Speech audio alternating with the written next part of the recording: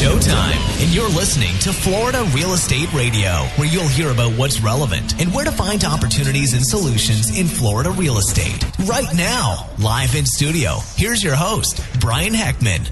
All right. Well, thanks so much for being here with us today and checking in. And you know what? We did something a little out of the mold today, and I think you're really going to appreciate it. So what we did is we scheduled up Alan Caraway, who owns Young Home Inspections, and Alan's also a licensed general contractor. So he's got a remodeling company that really specializes on additions, kitchen, and baths. So he has a ton of experience and a ton of years under his belt with exactly what to look for, and he's probably seen it all. So Alan, so good to have you here today.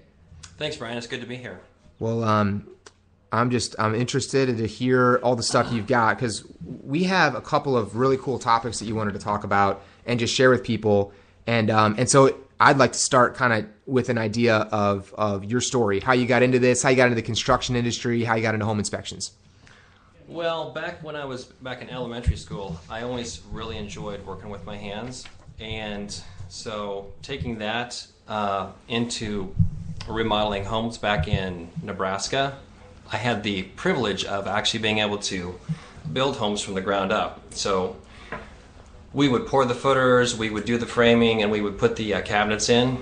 And when I moved here in 2000, I had the idea of starting a contracting company. And so in 2006, started up Caraway Construction, and we've been doing kitchens, bathrooms, and all those types of additions ever since. Got it. So then how did you get into the home inspection side of things? Just seems like a natural kind of compliment, right? It was. After we were doing all the building of the bathrooms and everything, we got into the inspection business as it would complement what we were doing there. Mm-hmm. One of the things that I had noticed is there was a lot of unpermitted work going on, and there was a lot of things going on out there that new home buyers just couldn't find out. When you're going in to purchase a house, there's a lot of things that you're thinking about. You're thinking about financing, you're thinking about where we're going to buy it, we're thinking about all the things, but you might not be thinking about all the things that are behind the walls, or the things that are hiding, or how long is my air conditioning system going to last. Right. Those types of things that you don't think about until you get in the house are the things that we like to bring to the surface before you get there. Gosh, it's so funny. When I first bought my house, my wife and I did, and we had a home inspection. We had a great real estate agent, really seasoned. We bought a home, 1959. It was built over in the Orlando market. Great little place. And I don't know if it was that we were not really informed. And, we were young. We didn't really know. I didn't know what I know now. Sure. But dang, we got that place, and within a year and a half, had to get a whole new air conditioning unit. And and the guys that replaced it had basically said, I don't know why the heck that wasn't done on the front end. And so it's something that, now we know to look at, but it's one of those deals that, man, the air conditioning, that's a big expense too if you don't kind of know about that out of the gate. So there can be a lot of expenses that you don't know about going into buying a house. And so we look at the four major components: the electrical, the air conditioning system, the roof, and we look at for any other things that you would want to budget for planning your first 5 to 10 years of ownership of your house. Got it. So let's kind of dive in with some of the stuff that you had. You mentioned the things that are maybe people don't notice right away, or the big things that just might be hiding. Right. Yeah. So what are some of those that people maybe don't look at right out of the gate? Well, one of the things are if you see a fresh coat of paint on all the walls, it always makes everything look really nice, and you get that fresh paint smell. Everybody likes a new house smell. That's what everybody wants, right? Fresh paint. Fresh paint. Don't have to do anything. Fresh new car, all those kind of things. But what you don't know is the fresh paint can be covering up quite a few things. A lot of times, because of inadequate ventilation, you put paint over areas you might have a little bit of mold. You might find rotting wood in the fascia that has fresh paint over it. A lot of times we see paint that's bubbling up on wood that's been freshly painted. And so we probe the wood, we get our moisture meter out, and we check all the areas to make sure that there's no moisture hiding behind the paint. Excuse me. The other thing that the paint could be covering up is roof leaks. There's potential for a lot of things to be hiding behind that paint. Got it. So now you're not saying that any seller would ever paint over something just to try and get it by. No. No, of course not. Of course not. So, so what would you say is some of the more common things that you find in that stuff that you listed there? What would be more of the common things that you find that paint just covers up?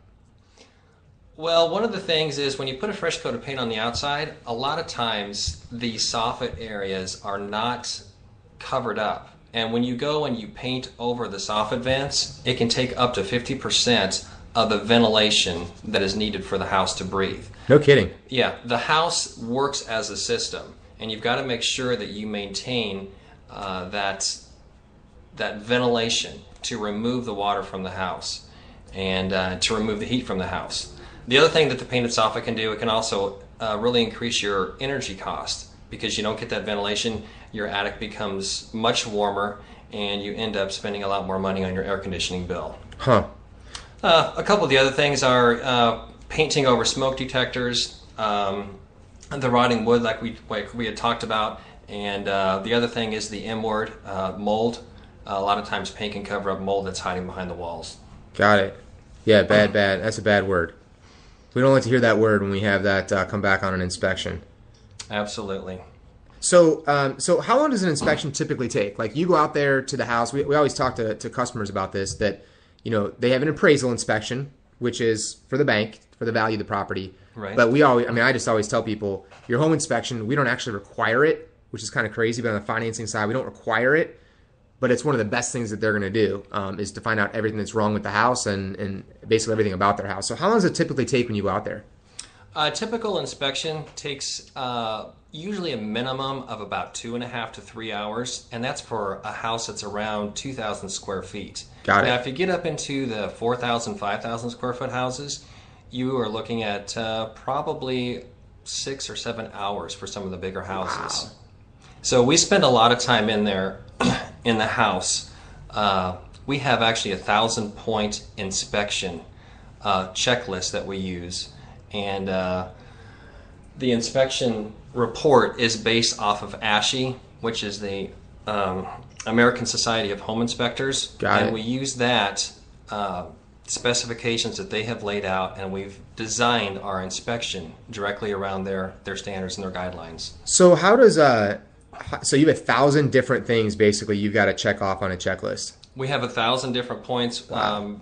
Ranging anywhere from the electrical to the